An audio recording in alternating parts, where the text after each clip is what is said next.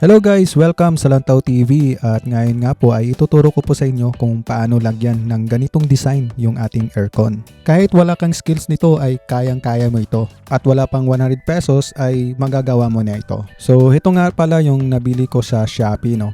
Bali ito ay 2 meters, yung tawag nito ay Baby Safety Corner Protector. Mura lang po ito guys, no? Nasa 61 pesos lang. Ilalagay ko na lang yung link sa ilalim.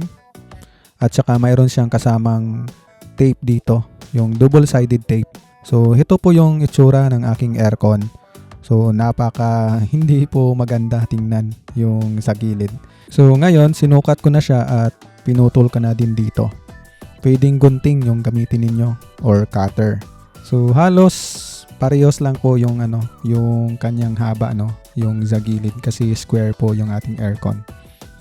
So medyo nakulang po dito yung isa at yung ginawa ko na lang ay pinutol ko na lang yung sa gitna. Gumamit na ako ng gunting para mabilis yung aking pagputol. So ayan na siya guys, no? So pinutol ko yung sa gitna. So mayroon pang sobra sa 2 meters. At dinikit ko din dito yung double-sided tape. Kapag mayroon din kayong extra na double-sided tape, pwede nyo naman tong gamitin para hindi siya malaglag. Nakita ko niya kasi ito sa Shopee video, no? So ginaya ko lang ito. At yun, maganda yung kinalalabasan. Marami kang pagpipiliang kulay dito. Yung white, blue, gray, chocolate brown, black, yellow, wood, red, pink.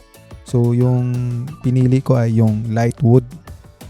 Okay, tapos na po natin yung paglagay ng double-sided tape. Yung iba is kinulang nga. So kapag may extra kayo, pwede nyo naman itong dagdagan.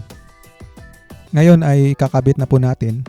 So dapat dito ay tanggalin muna natin yung mga nakatape dito sa gilid at saka lagyan po natin ng foam or styrofoam dito sa gilid muna bago natin takpan ng ating biniling baby bumper protector.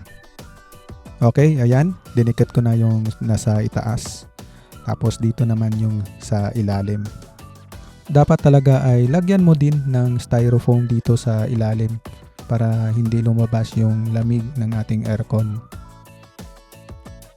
So ayan, okay na yung nasa ilalim.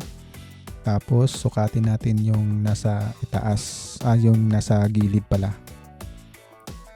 So dinikit ko muna yan.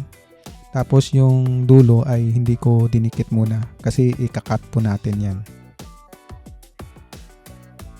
So dito ko siya kinat, pinutol po natin yan.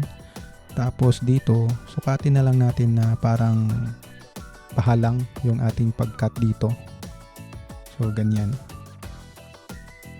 So ayan, nakikita nyo naman po sa video. So sundin nyo na lang yan. Ganyan yung diskarte. So ayan, naputol ko na at pinagdugtong ko sila. So ayan, parang kahoy din pero malambot ito. So ayan, tapos na po yung ating DIY dito at napakabilis lang natin na gawin ito. So kahit wala kang skills dito ay matutunan mo talaga ito. So napaka-simple lang po at saka mura. Maraming salamat po sa inyong panonood dito sa Lantaw TV at sana ay nakatulong itong video ito, no, para maglagay ng design sa ating aircon sa bahay. Hanggang sa muli, ito po yung Lantaw TV. Paki-click na lang po yung subscribe para sa ating mga bagong videos.